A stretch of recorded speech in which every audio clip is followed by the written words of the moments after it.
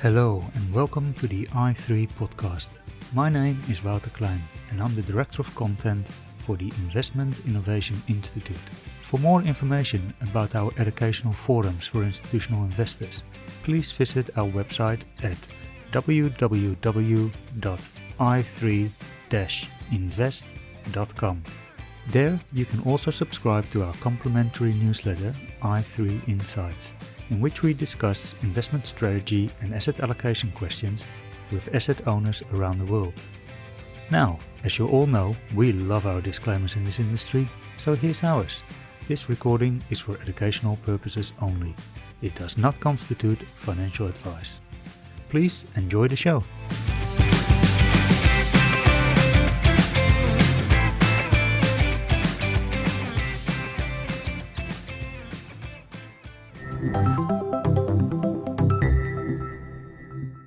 Welcome to another episode of the i3 Insights podcast. My name is Daniel Grioli and I'm the MarketFox editor for i3.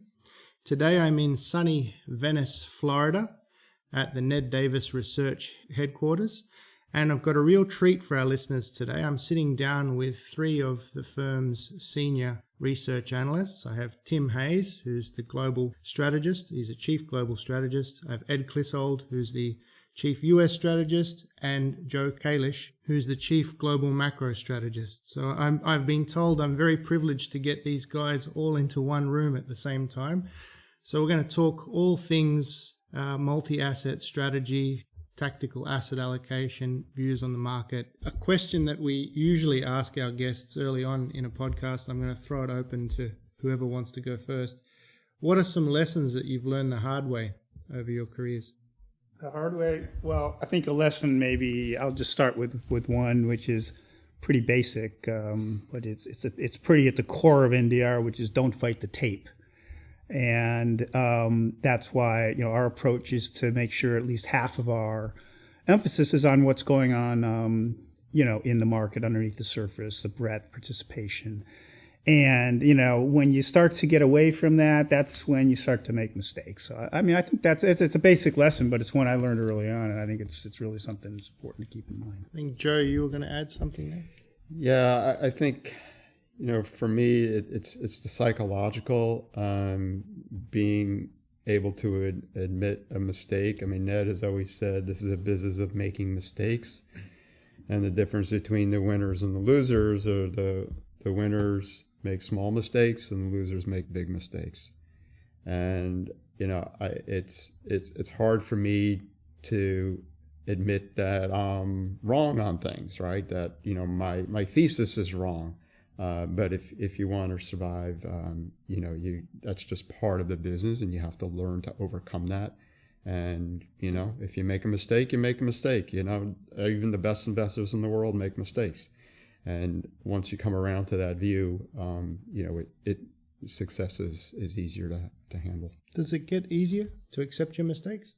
I think through experience and through practice, yes, it gets easier to admit it. You become much more humble, and I think that's one thing that Ned has always said. This is a humbling business, and people with huge egos generally don't last long. And Ed, how about you? I think those are two valuable lessons. I'll add a third, and that is to focus on risk management. You can have great ideas, great recommendations, great trades, but if you're not careful, then those are going to become an outsized part of your portfolio, and then when they turn, all your good work can be unwound in a short period of time. So we've kind of alluded a little bit to what Ned Davis does, but perhaps not all of our listeners have heard of Ned Davis or aren't familiar with the research. How would you summarize what you all do here, and who uses the research as well?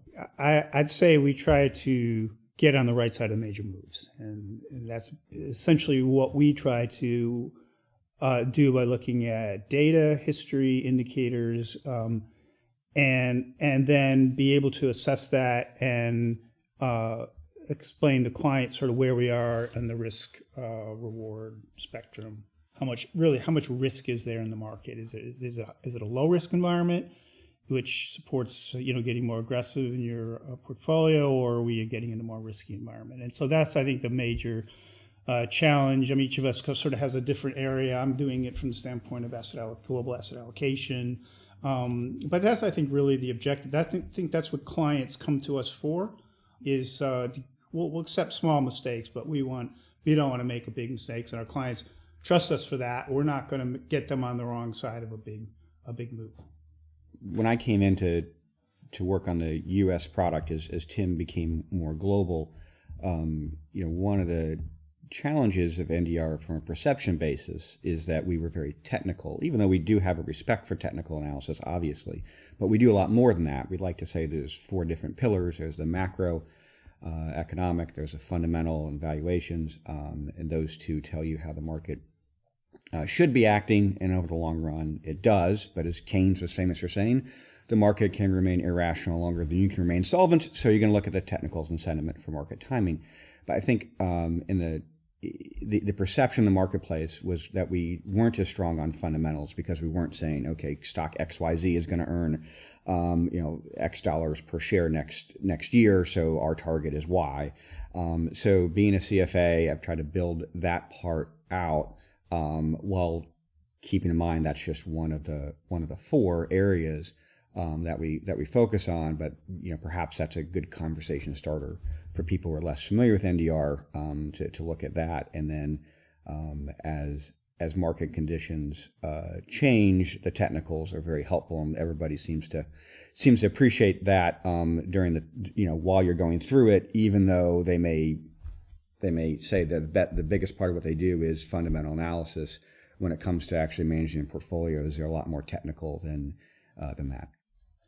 I think when we look at what Ned Davis Research does, first of all, we're an institutional investment research firm where we have a wide range of clients, but large asset managers, hedge funds, endowments, pensions, family offices, and the like. But I think what Ed was really describing is what we call a 360-degree approach to investing. We approach investing from multiple perspectives, because not one branch of analysis is right all the time. And one of the things that we like to do, everybody's trying to outperform their benchmarks, but one of the things we're trying to do is identify risks. And for me, I'm trying to identify risks more down the road about where our allocation might be going, how things might change, so clients get a little bit of a heads up as to where the potential risks and rewards are. So it's really to try to guide institutions and investment managers to have success over the long term. So there's a couple of interesting ideas there about the framework with 4 pillars and this 360-degree approach of trying to look at things from multiple angles that I want to ask you about a little bit more later on. But before we get to that, in the conversation so far, Ned has come up a few times in terms of the history of Ned Davis. Obviously, the firm is named after him. I believe Ned has 9 rules on how to approach markets that I know are a big part of what you and the firm do. Would you be able to tell us what these rules are? I know Tim started us off with 1, which was don't fight the tape. Perhaps you can talk a little bit more about that and the other 8. Well, I'll talk about 2 of them, and then I'll maybe let you guys continue on with it. The second one, which Joe kind of alluded to, was beware of the crowded extremes, which is to understand if sentiment gets very one-sided. Then we have to start thinking contrarian. We don't act until the tape actually starts to move in the opposite direction, but it's more of a warning sign, and it applies to sentiment indicators are useful for this, as well as valuation indicators, which essentially are very long-term sentiment indicators. When things look extremely expensive, we have to wonder how much of the good news is already priced in. The third is don't fight the Fed, which is basically be on the right side of monetary policy. This was extremely important to us back in 2008, 2009, when we had what I would call a policy capitulation, when central banks around the world finally all got on the same page and started providing that necessary liquidity to start a secular bull market in stocks. And we're going to think about that in the future. If the secular bull market is going to be threatened, then we may very well start to see increasing evidence of tightening. So don't fight the Fed is the third one. And so maybe we have 6 more, so maybe I'll pass it on. The fourth one is to rely on objective indicators. And, nobody's going to come out and say, I'm not objective, I'm subjective. But I think we do that very well in that any argument or case that we're going to make, we're going to have a quantitative backing behind it. And we have our own software system that we've written internally because there was nothing on the street that could do what we wanted to do. And so we can use that to look back at cases historically and to determine, this is how the market usually acts when you're in this scenario. And then when you do that, not just on one thing like the Fed, but you do that based on where valuations are. You do that based on where sentiment is and where the market breadth is at the moment. You get that really good objective view. The fifth one is to be disciplined. Again, it sounds easy, but when you're in the middle of it, it's not. And that could be when sentiment gets extreme. When do you start listening to that? When your indicators tell you to. And on the other side, when things start to get better, do you try to jump in and catch a falling knife, or do you wait for the indicators to tell you that the risk has dissipated enough that it's time to get back in, rather than try to be the hero and catch the bottom? You wait for the point when the risk is dissipated, and you can catch the big move. And the sixth one is again related to that, practice risk management. And this really gets down to managing a portfolio, not letting, make sure you're diversified. That can be from an asset allocation standpoint. That can be for equities, whatever have you. Making sure that you have a disciplined approach to your portfolio. I'm glad that Tim kind of amended the first couple of rules about don't fight the tape. I mean, it's really about, don't fight the momentum of the market and the trends in the market. I'd be hard pressed to know if a lot of younger investors even know what we mean by the tape. It's kind of out of date concept. And Tim also mentioned, the second rule about don't fight the Fed. And again, I'm glad, Tim talked about this. I consider it much more broadly now as, don't fight central bank policy and monetary conditions and financial conditions. So I think those are important. I'll take the last three, and I've added a 10th one for myself. But number 7 would be remain flexible. And I think this is a really critical point because you can really get ingrained to a view. And you hear it with a lot of strategists. They're become known as perma bulls or perma bears. And that really doesn't help your clients. You got to know when to get off a trend and when the trend is changing and when something is being fully priced into the market. So I think remaining flexible, certainly from that standpoint of, looking at the market and the environment and the data. But I think there's also another aspect to remaining flexible, and that's the fact that there are new ways of looking at things, new techniques, new data, and you have to be open to incorporating new data, new techniques into your modeling.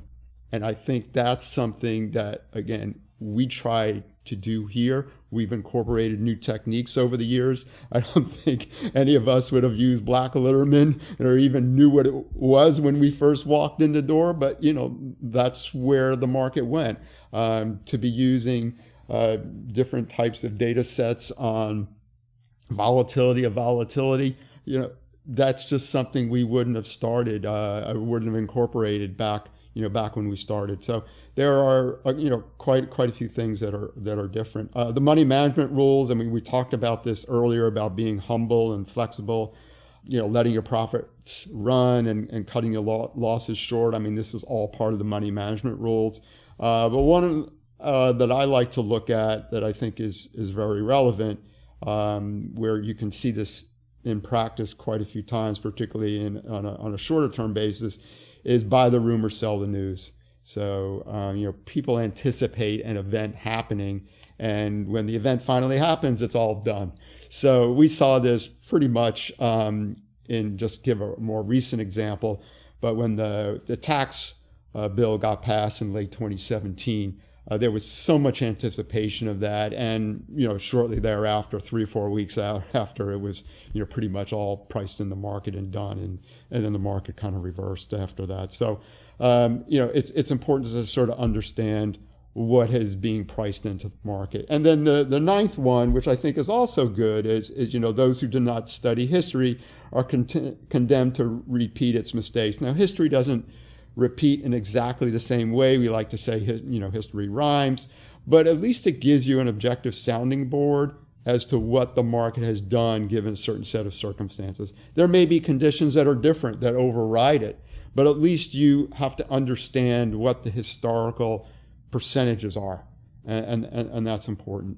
I add on a 10th one, and I think it doesn't happen that frequently, but when it does, it can be really powerful. And that's it's kind of the corollary to rule number 2, which is don't fight, the Fed or monetary policy. And my 10th one is don't fight fiscal policy. And when you have things like TARP coming in, where you literally stop a meltdown, that was a significant event. So things like that, to me, I think is important. And we can even see this going back to the 1960s, going into the Guns and Butter program. There are times where fiscal policy has a significant influence in the markets. It's not something you can use every day necessarily in your modeling, but when it happens, it's usually worth paying attention to.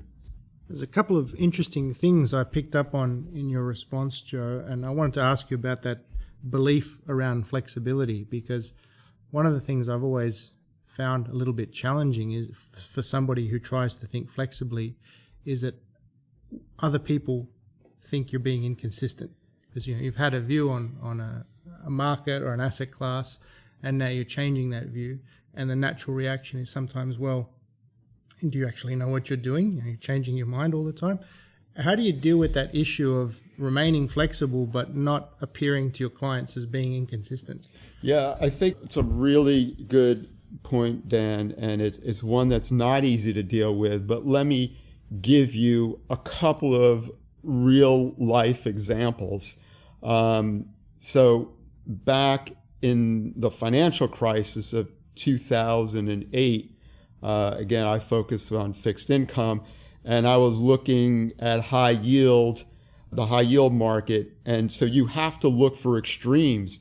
And I remember writing in my publication that would you rather get 2% a year in treasuries or 2% a month in high yield? That's how much was being priced in. There was so much default risk being priced into the high yield market at that time that, yes, I guess it could have always gotten worse, but you have to start saying at some point, all those things that were being put in place in terms of what the Fed was doing and starting to buy securities and doing quantitative easing, and what the government had been doing in terms of TARP, that these were going to start making a difference, and that we had reached a sort of logical extreme on that. And I think, the beware of the crowd of extremes, yes, so you want to sort of think about going the other way. That to me was a time of thinking about going the other way. And then it's not just so much to see, the reversal of that extreme. Sometimes we use some sentiment indicators, but what's important is to start to see the reversal in trend, in price. So when those spreads start to come in the case of high yield, and those yields start to fall, then you're getting validation. And that's the real key. And then the second other example that I wanted to bring up, we had done a lot of work in housing in 2000s and getting quite cautious about the housing outlook in mid-2000, 2005, 2006, started getting more negative in 2007. And a lot of people will say they called the housing market crash. And I like to think that we did too, but I'm actually more proud of getting back in 2009 and 10 and not just staying permanently bearish on housing. And a lot of people stayed permanently bearish. And you just have to see, like, when housing starts drop to ridiculously low levels, and when we had housing investment running below rates of commercial real estate, and that gap was like the narrowest it had ever been in history, that's telling you that we're at an extreme and that we need to start looking the other way. So a lot of people will say they caught the housing market. What they won't tell you is when they got back in, because some of them never got back in. And in response to your question, that it's really, as a concept, it's the way NDR approaches indicators and data is that it's more of a transitional process. And I often say that the more confirmation you have from your indicators, and again, especially from this sort of 360 approach where you see it in your tape indicators, you see it in your monetary indicators, you see it in your economic indicators, and the more confirmation you have, the more conviction you can have. And the more conviction you have, the more decisive you can be in changing your position, changing your allocation. So there's a lot of times you get into these sort of transitional phases where we may be very bullish, and then we start to see the risks, the indicators start to look more mixed, things start to enter the picture, starts to raise flags. Many times, it turns out it was some sort of a consolidation phase, and you relieve the sentiment, and then the market keeps on going on the upside, and you can just sort of reassert your bullishness. But I think that what that process does is that we don't end up, to your point, you don't want to go from bullish to bearish and sort of being seen as being sort of, overly responsive to the market or starting to appear maybe wishy-washy. I think the point is that it gets back to sort of this catch the major moves objective, and you can do that. I often say, if you're going to catch the major moves, you're going to not catch the absolute bottom. You're not going to catch the absolute top.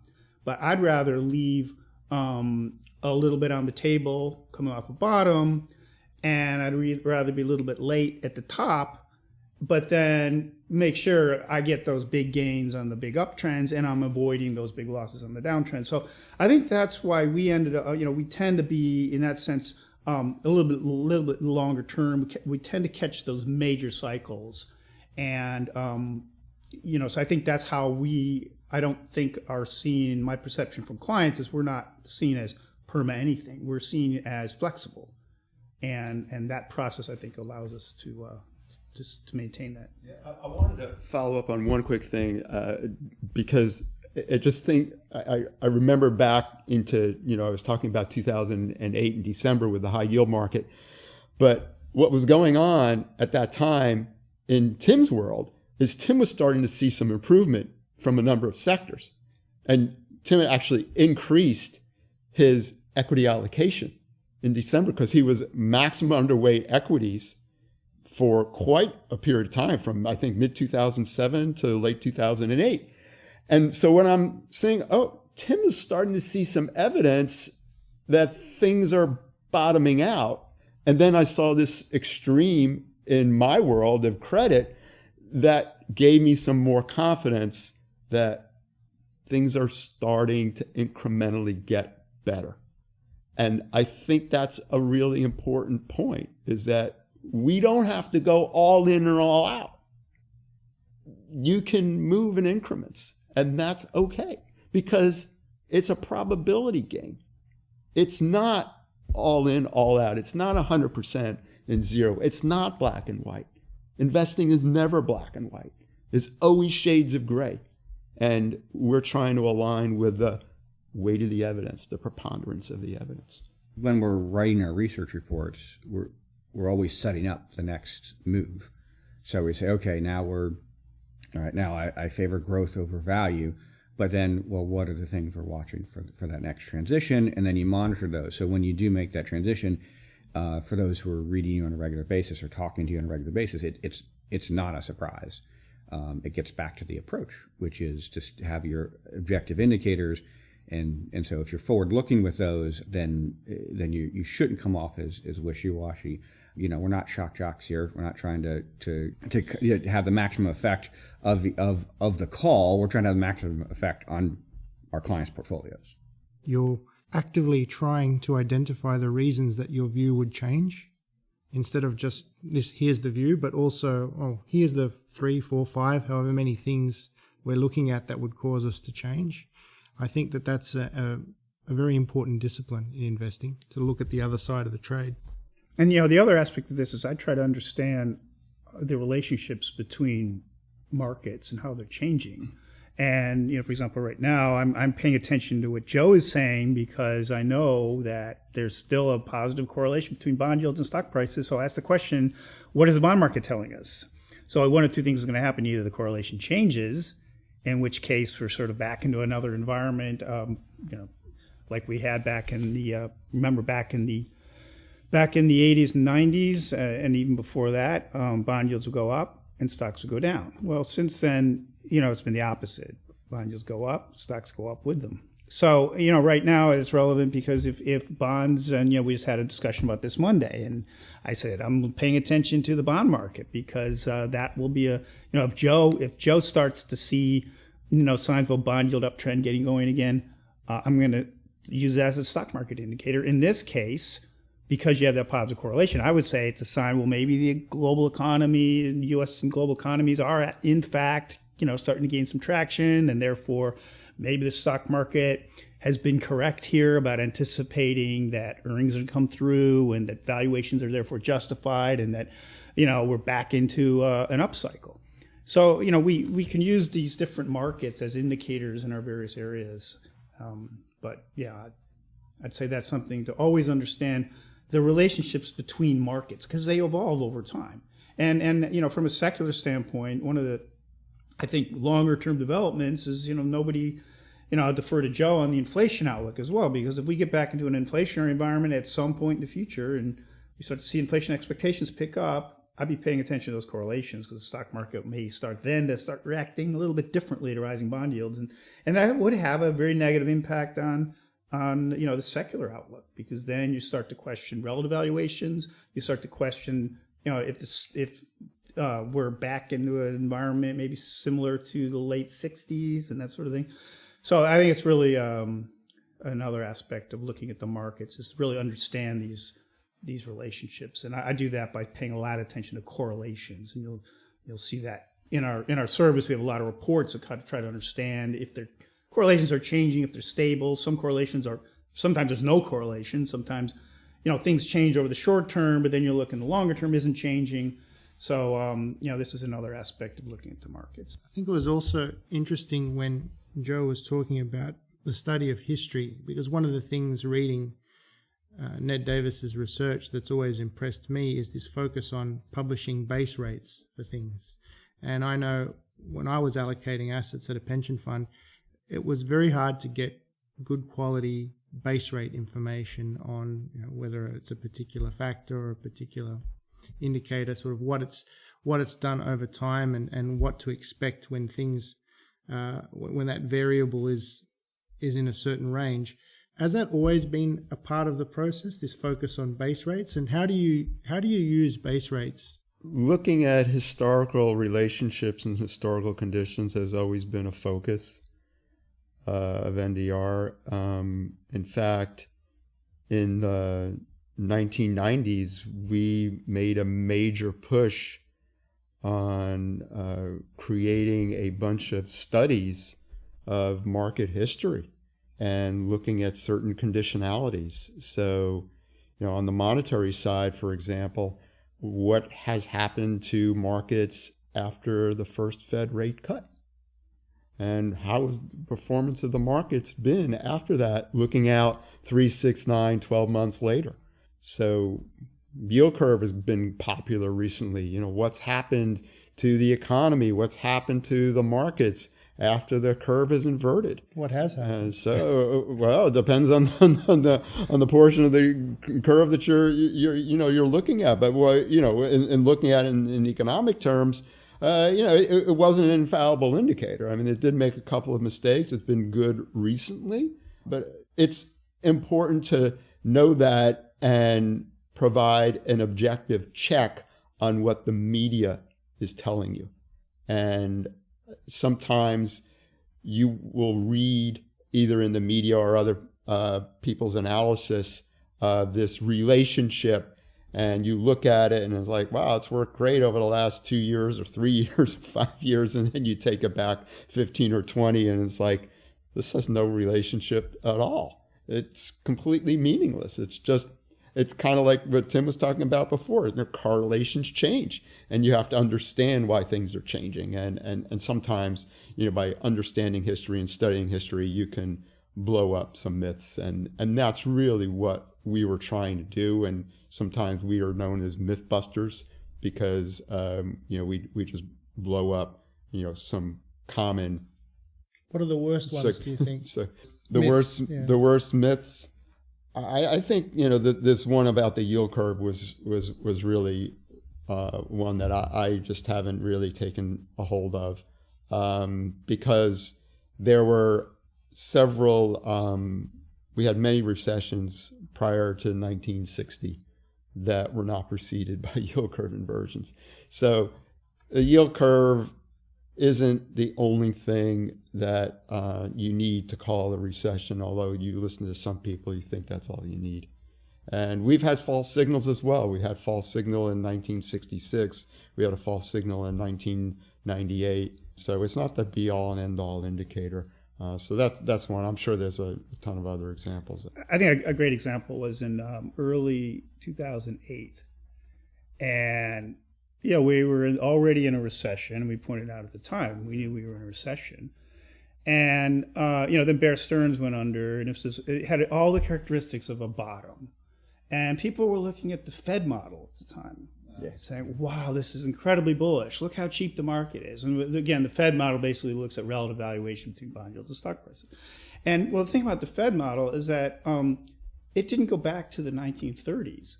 What was happening in 2008, the whole 07-09 period, was a period we hadn't seen since the 1930s. We hadn't had that kind of deflationary pressure, and the stock market, therefore, was not going to benefit. It didn't matter how low bond yields were going to go or how cheap the market got.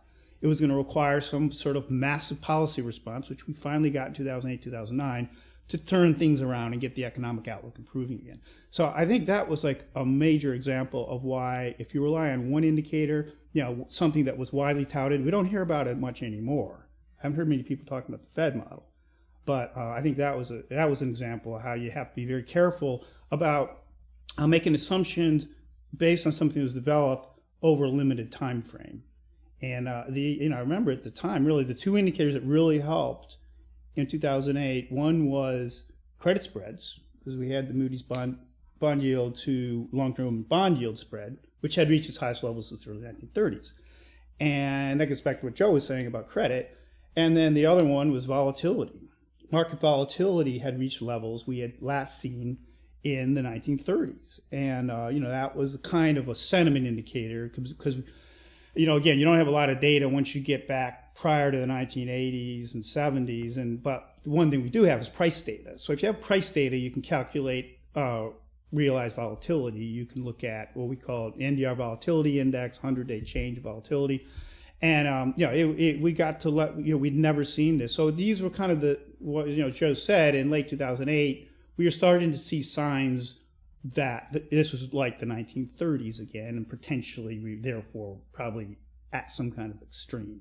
So, that was one example, in addition to the yield curve, that I would say is again a warning why we have to be a little careful about, putting too much dependence on any one indicator.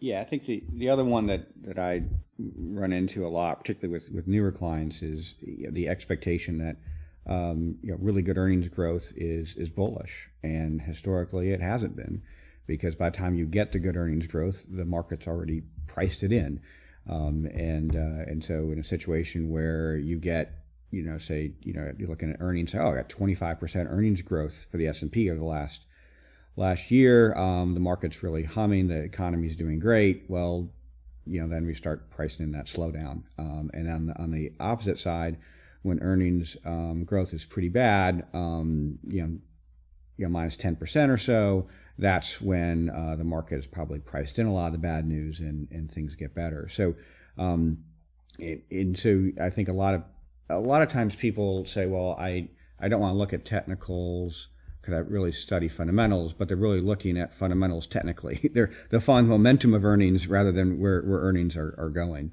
And so that's another good one that in terms of myth busting. When you look at measures of long-term valuation for most asset classes, and I'll pick an example from equities, the cyclically adjusted PE ratio. It's been showing that the equity market has been expensive for a very long time. I think we're at levels where only the tech bubble had a higher CAPE ratio. And a lot of people have been negative on the market because of that, saying at some point. What are they missing? Is it just another example of over-reliance on a single indicator? Or first and foremost is you don't want to focus on one indicator, but I like the concept of cyclically adjusted PE ratio, but what it is you're taking an inflation-adjusted 10-year average of earnings and then looking at price currently. Well, if you go back over time in the 40s, 50s, 60s, 70s, when that indicator had a great track record, over a 10-year window, you could have 2, maybe 3 recessions. So you're going to pick up several cycles, which is why it's a cyclically adjusted PE. But now, we're almost at record high 10 years. So we're going to point in a few months where if we don't go into a recession, we will have a full 10-year window of CAPE without a recession. And so it's just not picking up what it was before. So we actually looked at about 25 different indicators, valuation indicators, and said which ones have done a good job consistently over time when you say look forward 5, 7, 10 years. And actually earnings do better than, say, dividends, book value, things like that. But if you average out a forward and a trailing, you tend to do better than even the CAPE. And the reason is, as we alluded to a little bit earlier, that analysts at the bottom of a recession, they're actually going to be bearish on earnings and they're not going to forecast the recovery. So the E is looking really, really low. And so it's making the PE look artificially high. So a combination forward and trailing usually works better than the CAPE. I remember earlier in our conversation, Ed, you mentioned the 4 pillars of NDR's research framework, and they were the macro, the fundamental, the technical, and the sentiment. I was wondering if each of you can give me an example of how those 4 pillars work together in the areas that you look at. Perhaps we'll start with Tim. When you look at that 4-pillar framework, how do you see the world at the moment? Well, right now it's very interesting condition we're in. Let's start with technical. We've had this rally over the last. It really went from January to March. The market right now, so you've got a lot of the short-term indicators got very bullish. The longer-term indicators, and we spend a lot of time looking at breadth and looking at indicators based on 200 days. Well, those have been more mixed. They have not broadly confirmed, especially when we look at things like percentage of markets with rising 200-day moving averages. Only about a third of markets around the world are actually back into uptrends. We try to aggregate a lot of these indicators in what we call a rally watch report, which on average has gotten up to around 80%. After market bottoms, it's backed off. It's now at 37%. So clearly the technicals had a nice push short term. I often think about 50-day indicators as sort of being a good measure of sentiment driving the market. Maybe the 200-day indicators may be more a good reflection of the fundamentals, or the fundamentals really confirming. I'd say at this point in time, we've had that sentiment push, but the fundamentals, I think the jury's still out on that. And right now, we're sort of at a look. Today, I'm going to feature a chart of the percentage of markets above their 10-day moving averages, which has actually been very divergent and is falling off again. So I think what's needed here technically is we need to have sort of a reassertion. When we get these what we call breadth thrust indicators, we have 5 of them in our rally watch, and that buys you about 3 months. And some of those indicators have started to expire. So what that's telling us is we need to have another push here technically. So, and then let's think about sentiment. So we had this burst of performance to start the year. And it brought a lot of our sentiment indicators very quickly to excessive optimism. We have a global sentiment composite, which is showing the most optimism over the whole history of the data, going back to the 1970s. We're seeing this in one of Ed's indicators in the U.S. service. The crowd sentiment poll had gotten to its highest level since October. The market's gotten very concentrated. We've also gotten to about more than 12%. Top 10 stocks account for more than 12% of the market cap in the All Country World Index. So it's gotten very concentrated and very narrow, lots of optimism. And so then the question becomes, if we then ask the question, well, is actually this just a pause, and actually the market has already correctly anticipated that earnings and economic growth are going to come through. We have, then we turn our attention to the economic data, which has started to look a little bit better, but it's probably a little bit too early to confirm that in fact we've bottomed and globally things are coming back. And clearly we've had the Fed go on hold. I'll defer to Joe on the question of monetary policy, but have we had China has tried to get things started again by they were sort of on this had this movement to bring down their debt levels, but they've seemed to have backed off on that and starting to be a little bit more accommodative.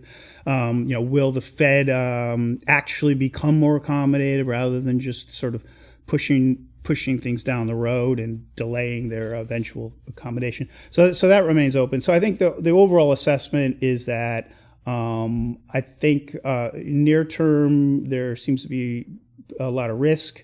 Longer term, maybe things are getting better, but I'd say I'd be a little cautious to commit new money to the market right now until we get some kind of correction that brings the sentiment down to more realistic levels.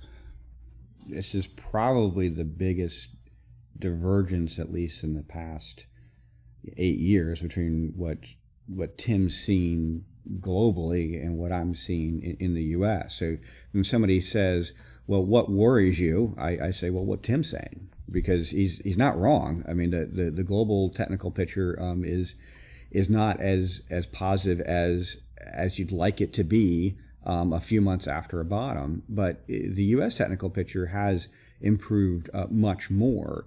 We did get very powerful breadth thrust signals. In fact, December 26th was a 188 to 1 update. That is, if you take all the volume of stocks that went up on the day, and then you compare it to all the volume of stocks that were down in the day, is 188 times more for the up stocks.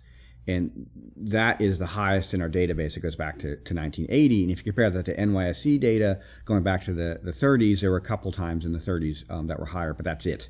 And then we got a couple more of those, in particular on January 4th. That was when we got the jobs report, and Powell made a very clear pivot to being more dovish. So you got very powerful breadth thrust signals, and then you have gotten more confirmation on longer term indicators. Big Mo tape, which is really a breadth indicator of sub industries. I'll contrast it with what happened in 2015 and 16, where you got a decline into August of 15, China devalued, and then the market bounced, and Big Mo tape rebounded from the 40s into the 60s. 60s is a pretty good percentage of sub-industries and uptrends, but then it fizzled. And by the time we got into later in the end of 2015, it had completely rolled over. Beginning in 2016 was when the worst starts to the markets in history. Big Mo tape fell to a new low, and then off the February low, you got a much better rebound in Big Mo tape. It followed through more soundly, got up into the 80s. And so what's happened since the December low in 2018 is that we have gotten Big Mo tape, actually did get, I think 79.9. So much better than, say, what we had in that false rally in late 15. But I would say Tim is absolutely correct. The sentiment indicators have shown some optimism. So the fact we've had, a very strong move, 20% in the S&P, it wouldn't be surprising if we get a pause. In fact, usually even after breadth thrust, you do get a correction, average around 8% before now. So we haven't gotten that yet. And so you want to see what it looks like once you get that pullback. Is it healthy? Do you have very few divergences in terms of stocks making new lows, or do you get a lot of expanding new lows? The fundamental picture is one that has been talked about. Things can be a little bit different each cycle. The tax cuts really threw things off. The rest of the world in 2018 had a slowdown in earnings. The U.S. did not because of tax cuts.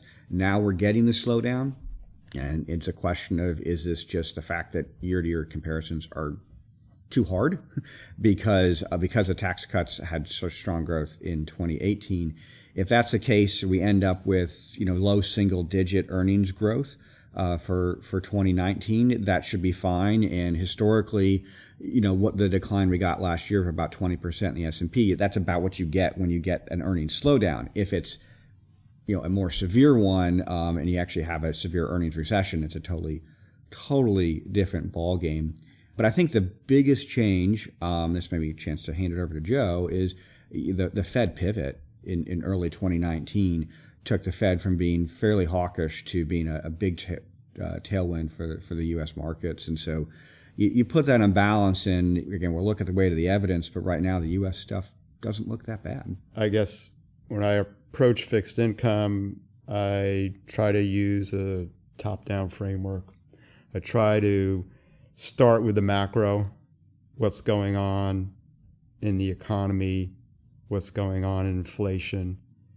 And clearly, when we looked at what was happening globally, we were in the middle of a global slowdown. Now, at some point, the markets price that in and the central banks react to the signs of weakness.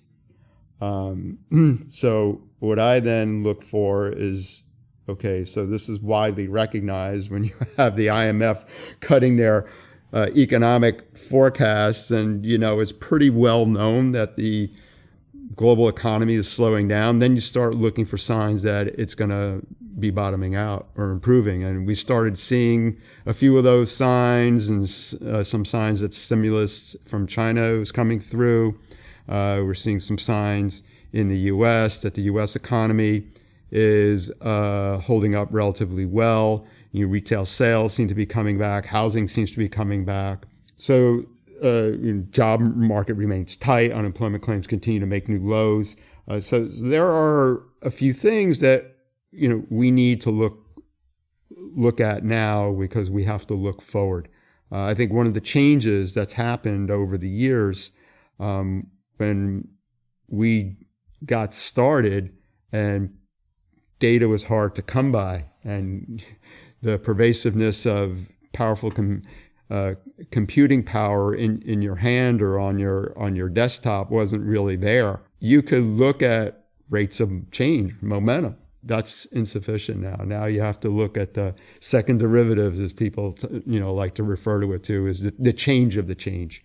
You're really trying to anticipate how that momentum is beginning to change, because that's what the market starts pricing in. So that's one area. Inflation has been quite subdued. I think there are some potential short-term risks around that, but I think the structural case for inflation being low is pretty well intact, and particularly outside the U.S. and in Europe and Japan. I think it's going to be a long time before they can get inflation toward their 2% inflation targets. Then we talk fundamentally. You talk about the central banks. The Fed, as Ed mentioned, was key among them in pivoting and basically going into a patient mode, a wait and see mode. And every major central bank is basically following the same playbook. The ECB basically is doing that, actually trying to ease some conditions with some new TLTROs. Obviously, the PBOC was easing monetary conditions. Bank of England's on hold.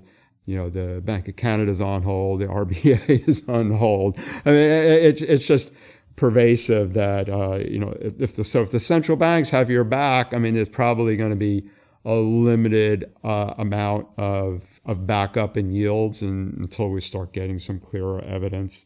The valuations, however, probably pretty fair. So I can't really say that, the market hasn't really recognized this.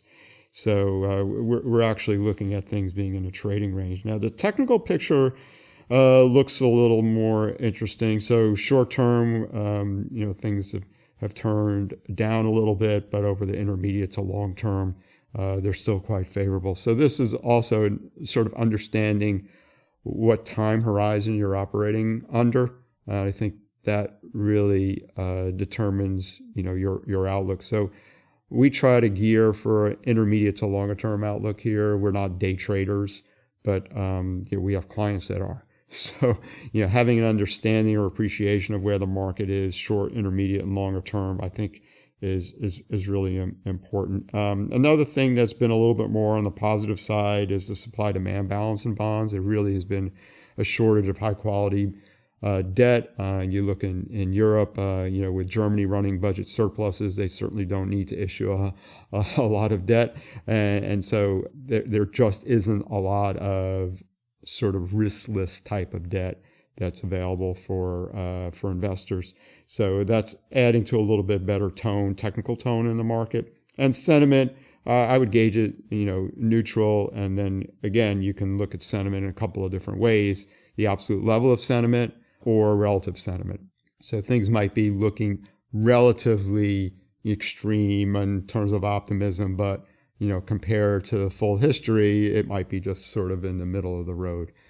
So again, that sort of helps to understand, what's your time frame? Are you a short-term trader, or you have a longer-term view? So understanding the context of these indicators, I think, can be helpful. So this isn't the most exciting time in the bond market because of what the central banks have done and the behavior of bonds, over the last 6 months. And so, neutral is not the most exciting thing in the world, but sometimes it's the right call. And that might not be popular with the press, but, we're really not interested in making a headline. We're interested in trying to keep clients on the right side of the market moves. And if things aren't always clear, taking a more neutral stance is the appropriate one. I've noticed as we've been talking, this idea of trend keeps coming up in one form or another.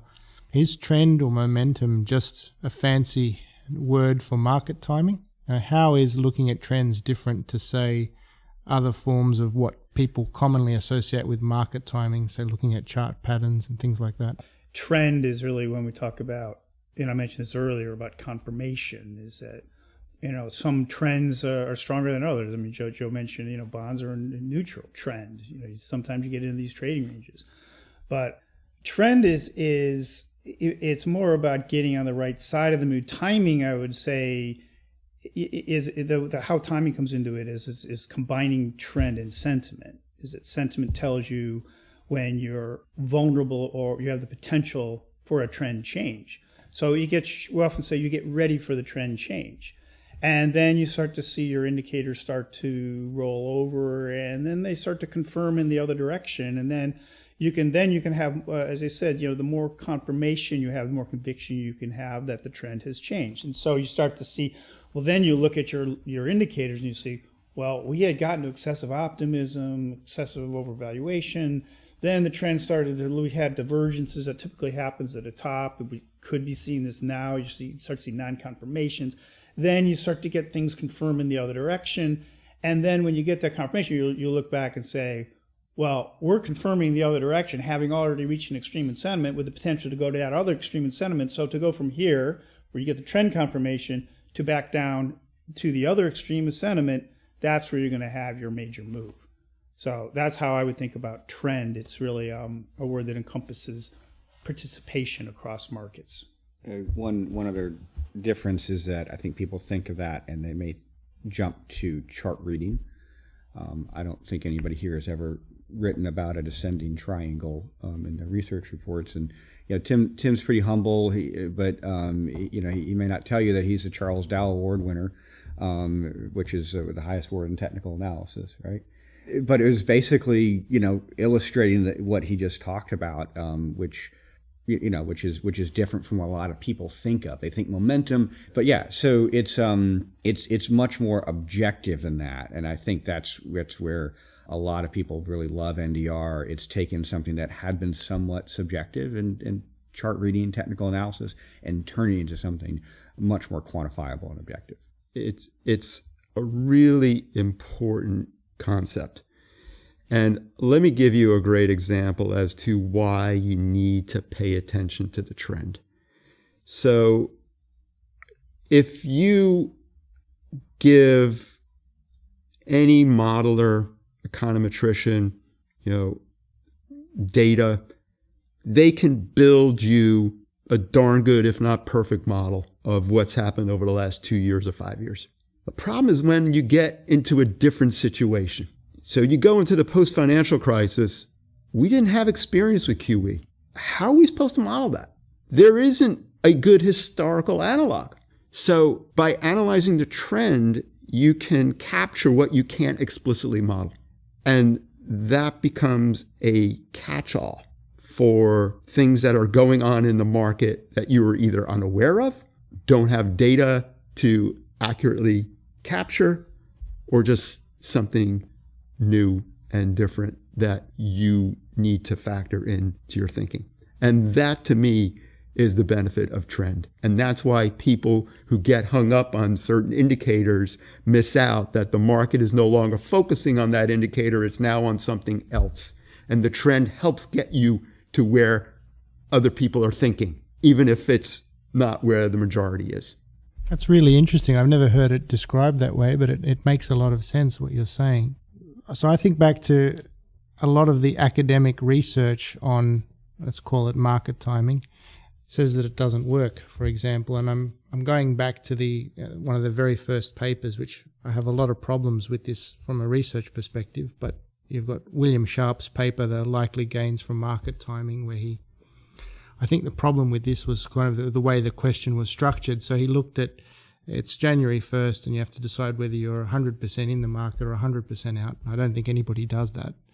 You have to be right 80% of the time to break even trying to do that, so therefore market timing doesn't work. Now, I know what you're trying to do here is very different in that, as we said, there's sort of this transitional aspect to it, and moves are often gradual, but can market timing or trend analysis or tactical analysis, whatever you want to call it, can it work, and what does it need? What do you need to do to get it to work? I think that alludes to one of the challenges in the marketplace, is that if a group says we're only going to make a change once a year, and that could be a pension fund, it could be an advisor sitting down with his or her clients, it does make it difficult. And but that's where our models come into play. We say, well, right now we're bullish or bearish, but people say, well, when are you going to change? What's your time horizon? My time horizon is, well, on average, these moves tend to last 9 to 12 months, but I'll change when the indicators tell me to.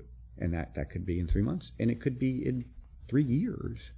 But to say I'm only going to look at it on this date once a year, maybe you shouldn't be trying to market time that much, because it is a tough gig. But if you remain flexible and disciplined, and then when the information changes, you have a system in place where you can make those adjustments, then you can outperform. I think it also speaks to a topic I know Dan and I agree on, which is the value of asset allocation.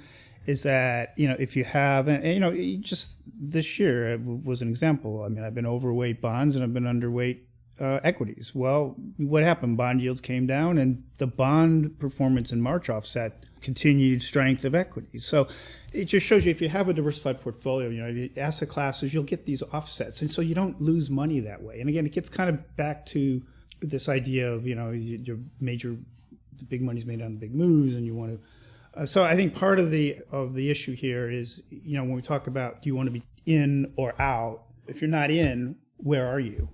And there's other options, commodities, gold, real estate, whatever. But anyway, that would be one thing to keep in mind in addressing that question. The time period that study was performed over can be really critical in assessing the value of making allocation shifts, or if you want to call it market timing, then do that. But the value in market timing or allocation shifts is a downside strategy. You avoid the big negatives on the downside. So it's hard to outperform buy and hold when the market's going straight up. The performance comes in when the market goes down. And when you're out, and it's interesting, right? You mentioned Bill Sharp. I mean, if you look at Sharp ratios, you will see a smoother return stream because we don't have the downside that he's going to capture by saying there's no value in market timing. So when you look at risk-adjusted returns, I think you're going to end up with a better, stream and better results because we're cutting out the downside. And that is, I think, an important aspect of what we do. It's not just about the return, it's about the return relative to the risk that you're taking. So as Tim was talking about just a minute ago, you're trying to capture the big part of the move. Well, if you're in equities and because equities are going up and then they start going down and then you switch into cash or gold or something else, you can be gaining the returns from those assets. And you miss the whole downside on the equities.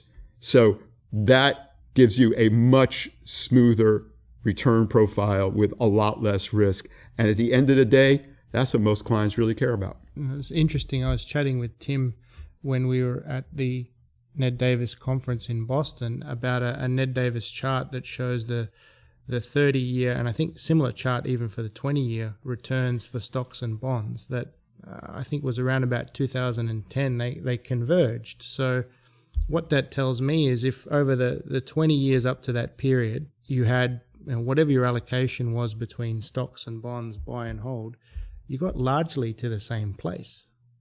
And I think there's a whole generation of investors and allocators that have kind of been conditioned for that environment that, whatever the mix of stocks and bonds, if you buy and hold, it'll be okay. But if you look at that, the relative returns over those sorts of periods going back in history, convergence is the anomaly. It's not the norm.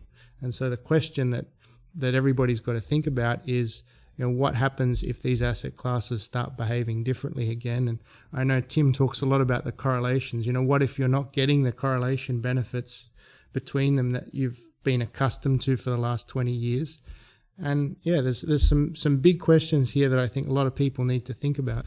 Starting in the early 1980s, we were in a secular bull in bonds and a secular bull in stocks, and you had an inverse correlation. So more often than not, bond yields are falling, stocks go up. Then we get to the 2000s, we get into the bubble, the deflationary worries. Bonds are still in a secular bull, equities are in a secular bear, the correlation flips. No longer are people worried about rising yields. They see rising yields as a sign of growth, and they see falling yields as a sign of deflationary pressures. Signs of deflationary shows up, stocks go down. This continues until we get to 08, 09, and finally you get that policy capitulation. This reflation of the global economy gets started, and we still have this relationship of bond yields going up and stocks going up because the market cheers signs of inflation. We have inflation targets, as Joe mentioned. The markets want to see inflation. When they see it, they rally. Bond yields go up, stocks go up with it. This has continued to define the environment, but at some point in time, what happens when yields finally, let's say the 10-year Treasury finally breaks well above 3%, maybe it gets to 4%, 5%. At some point in time, if it is in fact driven by inflation expectations, my concern is that at some point in time, the stock market is going to start to see a negative side to rising inflation and interest rates, and the environment starts to look a lot like the 60s again, 1970s, the stagflationary environment.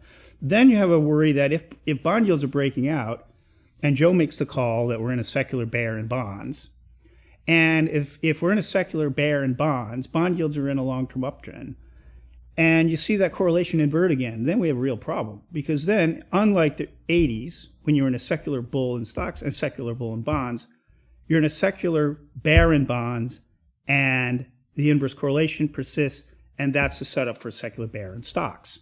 So what do you do in that environment? Well, remember what happened in the 1970s. The place to go was gold and commodities in general, hard assets, real assets. It's an entirely different investment environment than anybody in this business really can remember. So I think that's a really good point, is that we have to think about environments that we haven't even seen yet, but have existed in the past. And that's, again, goes back to why it really pays to look at long-term history, look at market history, look at relationships between markets, and think about the economic environment that was going on at the time. So yeah, I think that you make a very good point. So Ned has actually written a book called Being Right or Making Money, and the title reminds me of a quote that I read in another great book called What I Learned Losing $1 Million, where the author says, do you have a profit motive or a profit motive? As in, are you trying to tell the future or make money? And I think both phrases kind of get at this idea of managing our behavior as investors is really important, because at the end of the day, we're trying to make money, but we all have this temptation, this need to be right at times. So how can investors train themselves to follow the evidence rather than personalize or internalize their investment decisions? What are some things you found helpful in terms of trying to focus more on being objective rather than being right? I had a really good front seat in 2007, 2009. I was working with Tim at the time and watching him make that great call in 2007 and making that great call again in 2009, and Joe making that, when did you make that end of recession call? In July of 2009? July of 2009. Yeah, and it turns out June was the end, and then a couple years later, I'm trying to make those same making calls, and it is a lot harder when you're the one actually with your finger on the trigger. And I'll tell you, we mentioned earlier mistakes. In the first couple of times I made a call on growth or value, I was wrong, and I had to go back and look and what am I doing wrong. And I was looking at the trend, but I was waiting for the trend to completely line up. And by the time I got in, then a lot of the move had been made, and then I waited for the trend to roll over, and at that point you'd actually lost more on the other side. And so that's where the objective weight of the evidence comes in, where you add on the sentiment, you add on the valuations and the macro, and so you can make those moves earlier than if just one of those things had lined up. So I think that's what it really comes down to is making sure you have that objective, disciplined strategy in place for making decisions. And then when it comes time to make the decision, it's already for it. Like I was reading a book on habits recently, and they talked about Michael Phelps and how did he win those 8 gold medals. And the reason was he had his daily routine at the Olympics had been set for months, if not over a year. Got up every morning, ate the same thing, listened to the same music on his headphones, exact same warm-up. By the time he got behind the blocks, it was done. Yeah, it was routine. And so when the markets are going crazy and you're trying to make heads and tails of it, go back to what you've already put in place and let the evidence present itself, and then you make the decision. And will it be right 100% of the time? Well, no, we're not. There's only one Michael Phelps, right, who's going to win all 8. But if you do that, you have a much better chance of being right over the long term. It's sort of implicit in the 9 rules of research, but one thing that NDR has always steered away from doing is making forecasts.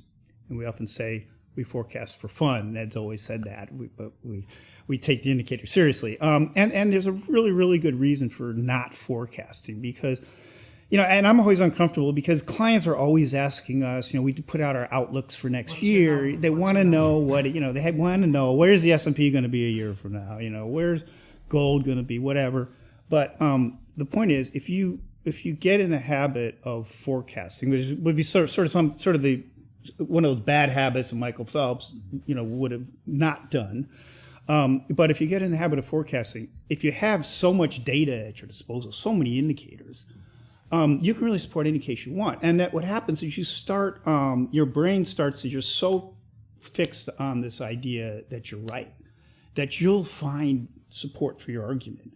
And we have that, that's a real danger with our product, because we have so much information to go from. I mean, I could make a bullish, bearish case right now. I mean, I could say this market's going to, quadruple by the end of the year, or it's going to crash and go into a major depression.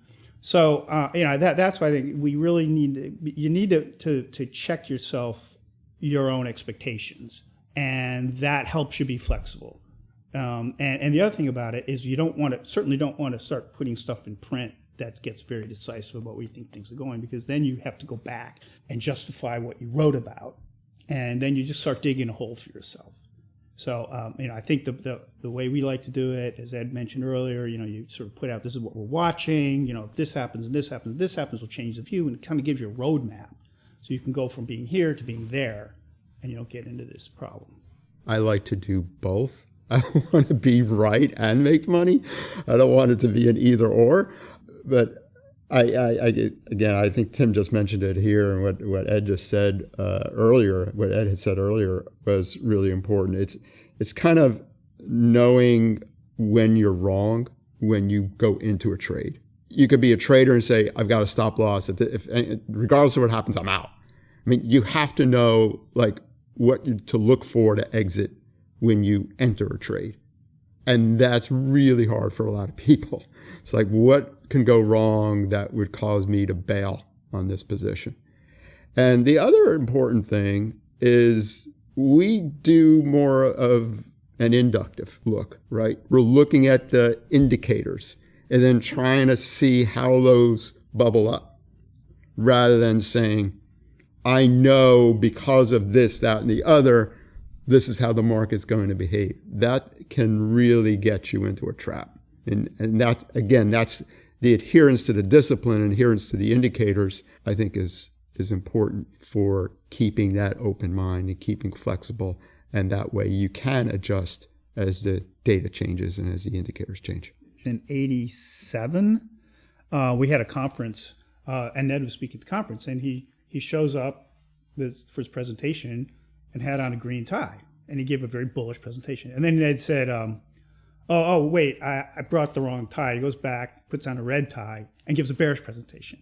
And I thought that was a really classic way of sort of demonstrating how you can support any argument. Another theme that's come up a few times in our conversation has been this theme about the inevitability of mistakes.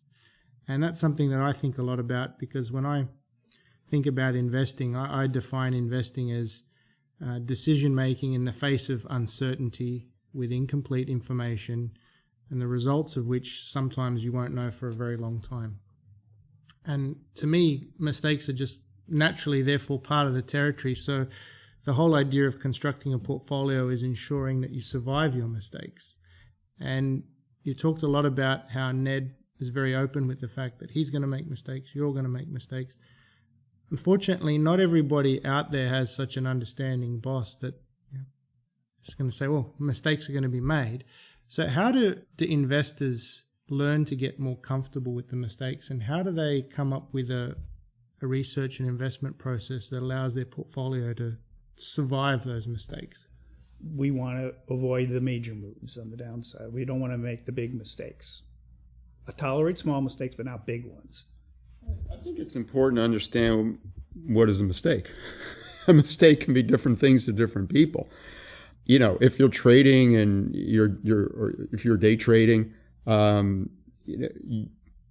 you're not going to be able to catch every single move, and that's just you better be able to accept mistakes.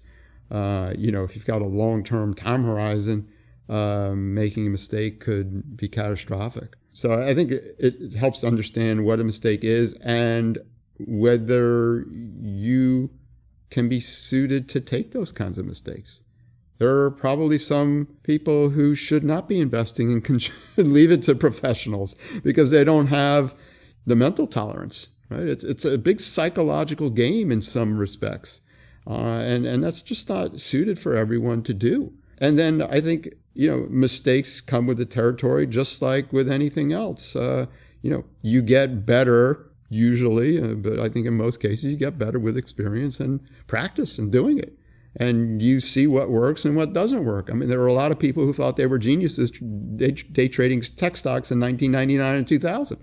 And then you didn't hear about them after that. So, I think it's important to kind of know what your limitations are, what you're good at and what you're not good at. And, just realize that there just maybe take some time, maybe a runway before you can gather enough experience and practice to be able to, put these things into place. And there are, there's also the size factor. If we're playing around with $1,000, option trade or whatever. Okay, so we make a mistake. It's maybe not that big a deal. You start applying that to $1 million or $2 million trades, and all of a sudden, like, whoa, I better be right on this. So that's another psychological hurdle that, it's harder to get over, but you have to get through it through practice. And again, if you don't feel you're capable of doing that, then you probably should rely on somebody else to do it for you. I keep hearing a lot from prominent investors. For example, there was a great interview with Stan Druckenmiller where there's comments along the lines of, we've had all this unprecedented intervention in the market, whether it be by central banks. And then another comment that comes up a lot is the rise of algorithmic trading and the way that's impacted the market. And I know Ned has written extensively on buybacks and the role that they've played, particularly in the US. I'm just interested, if I've given you 3 examples, there's probably others, but do you think these things have impacted the way your analysis works? Because listening to Druckenmiller, he was saying that a lot of the things he relied on don't seem to work so well anymore. I get the problem is that you don't want to be too quick to dismiss what the indicators are telling you. Because I'm like, if I wanted to dismiss the breadth thrust indicators, I would say, well, it's all because of algos, therefore it's going to miss the false signal. I don't know that. We know that there are changes in the industry that are going on. We know there's more of these quantitative programs and so on. We know that there's black pool, dark pools where a lot of trading takes place. It doesn't have to be recorded. We know the ETF world has changed things dramatically, and the potential for when there's redemptions of an ETF, they have to go and sell all the stocks, or vice versa. So people go in an ETF, they buy all the stocks. So what has this done with, I think we can look at a few things, correlations across stocks. I talk a lot about correlations. I think we can look at sort of how it shows up maybe in volatility, the fact that we've had very low levels of volatility. But I think we have to be a little cautious about dismissing things. And I'll let Ed talk about buybacks, but that certainly has been sort of an ongoing, and I don't think it's anything new when we think about it from a secular standpoint. We've had this whole buyback trend. We have charts showing it's been a constant condition since the secular bull started 10 years ago.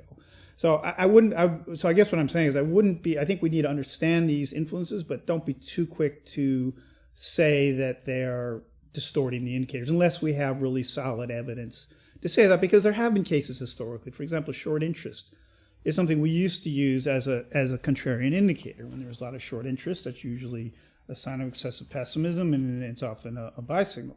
Well, it turned out that it started to become more structural. Short interest was no longer really as much of a sentiment indicator, it's just part of the market. So we started removing it from our models. It just wasn't as useful, and so I guess there is an element of these things affecting how you're looking at things, but we also don't want to be too quick to use it to dismiss indicators that currently exist. So, an example of something that is just different now.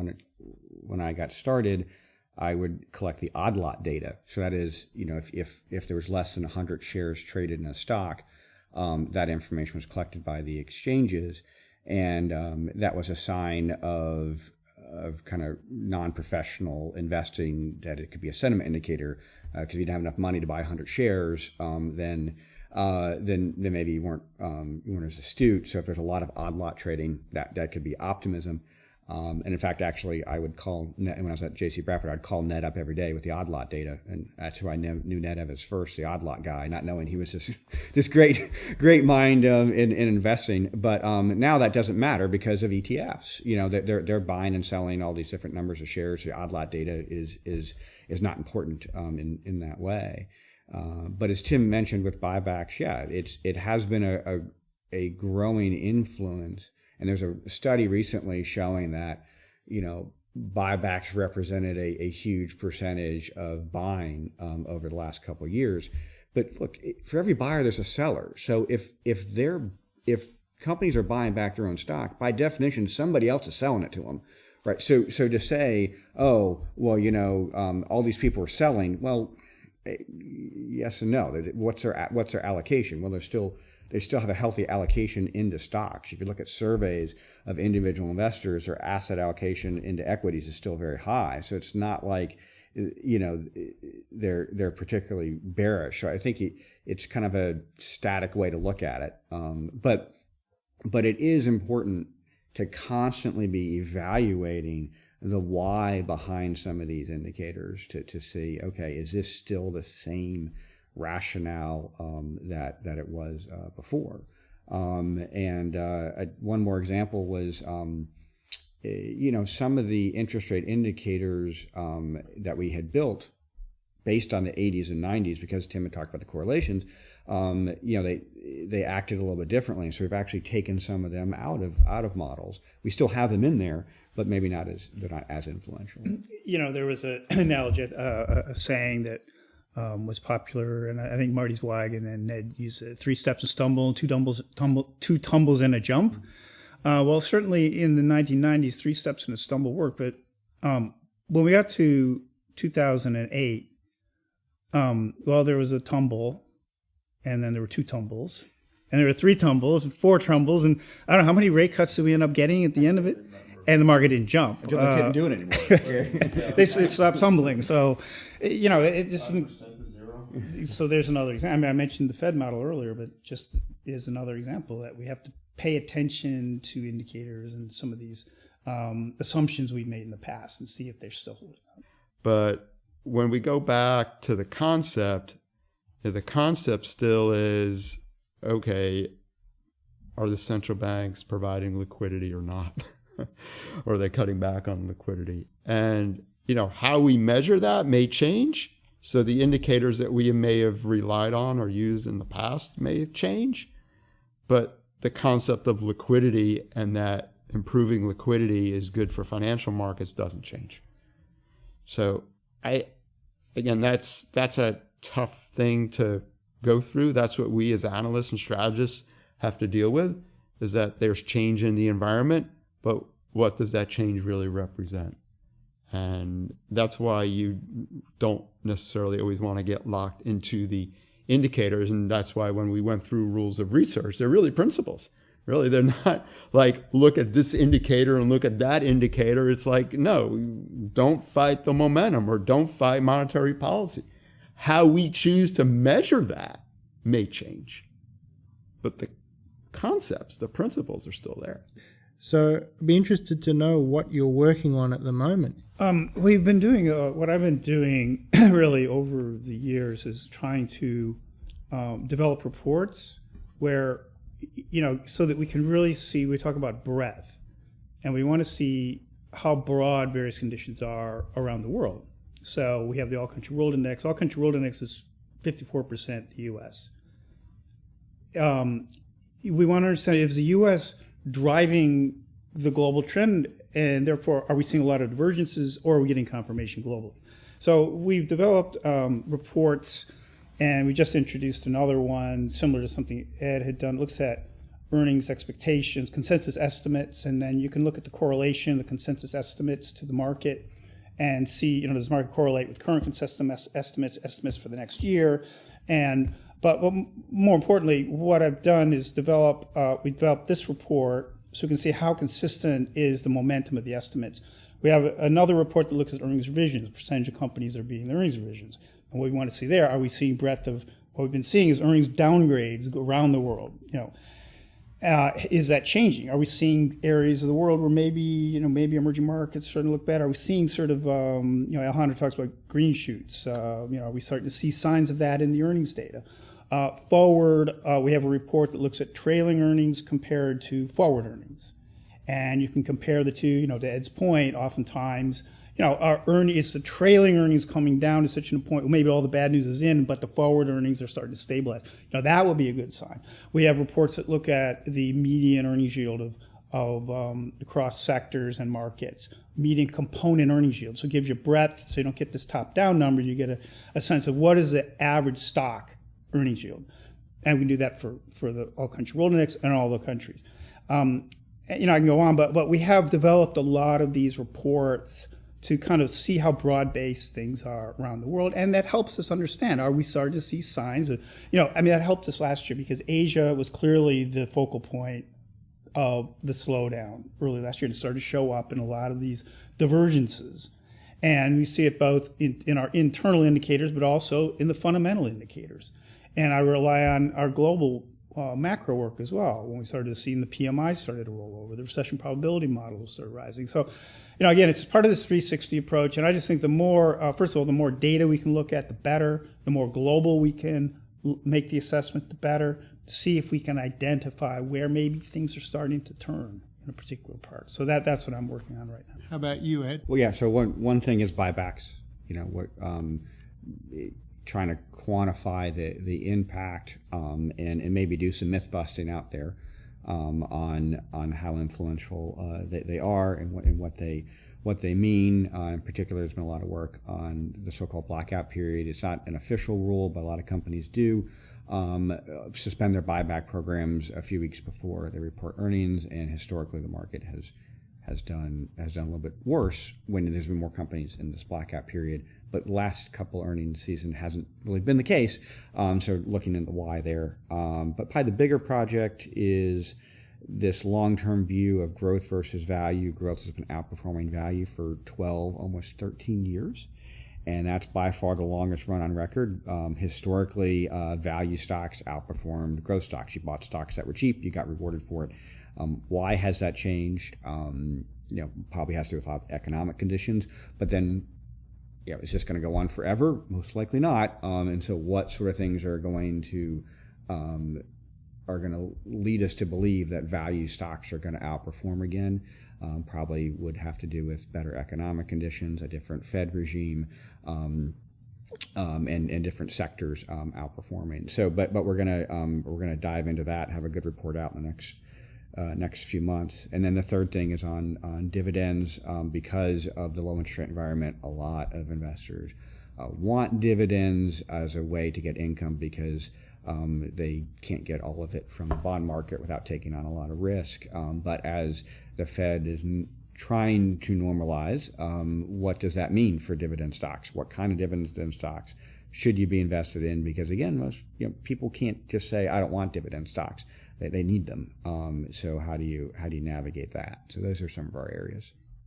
Always a lot of things working on, but two I would say that are more front and center for me right now is cross asset volatility.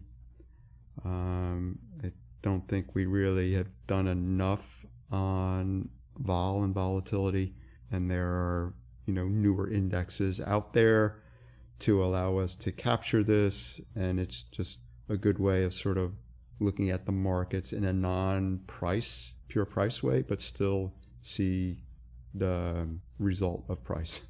So it's just a little different way of looking at things. And second thing I'm been trying to work on is creating our own financial conditions index. So there are others out there, but it's going to be a little bit different than those. Most of the ones that are out there want to show the relationship between financial conditions and economic results thereafter, and I'm less interested in what the economy does. I'm more interested in what the markets are doing. Normally, to wrap up, I ask a guest if they have 3 tips that can help investors improve their investment decision making.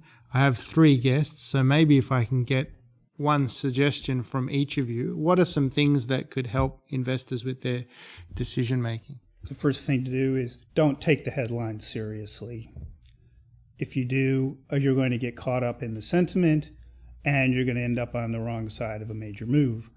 For example, I would say one thing I've been noticing this year, there's a headline that says, progress on trade talks, market up. 3 days later, trade talks stall, market down. Yet nothing has happened. So it's really just about sentiment. Somebody says something about the trade that leads people to explain what the market's doing, when maybe it has absolutely nothing to do with the trade talks at all. So I would be very cautious about taking any headlines very seriously about why the market's doing what it's doing. those 9 rules of research are probably great ones to focus on. But I'd say just know your end game for what you're trying to do with your investing. I've got college saving plans for my kids, and one of them's getting close, and so I need to think about my risk profile for her college plan versus my other kids who are younger. It's different. So keep that in mind when you're thinking about any investment decisions you're making, so that you can you can really meet your objective. And that's what we're doing here. We're trying to better our lives by getting ourselves in a better financial position. So make sure you remember that. I think what's become really important is to look at both a variety of indicators. So we make sure we cover the landscape and we're not missing anything. And I also think it's important to listen to a variety of views. And, I think there obviously are some people who are better than others. I don't, want to go too far out and just, always listen to a perma bull or perma bear just to get sort of the opposite take on things. But just to understand what might be going on in the markets that I may miss. And there are a lot of smart people out there giving interviews. There's access to these information. Some of it's easier to access than others, and some of it's only geared for professionals, and some of it's geared for retail. But understanding the various perspectives that people have and why they're coming up with their views is very helpful in constructing, my own view, or at least thinking through why I might be right or where I might be wrong. And once you have a broad understanding of the views and the indicators, then you could be more at peace with your own decision making. I'd really like to thank you all for the time that you've spent with me this morning here in Florida, going through what you do and your approach and your views to the markets. It's been great for me, and I'm sure our listeners will appreciate it very much. Tim, Ed, Joe, thank you for joining us on the i3 Insights podcast. Thank you for listening to the i3 podcast. For more information, please visit www.i3-invest.com. Thank you very much.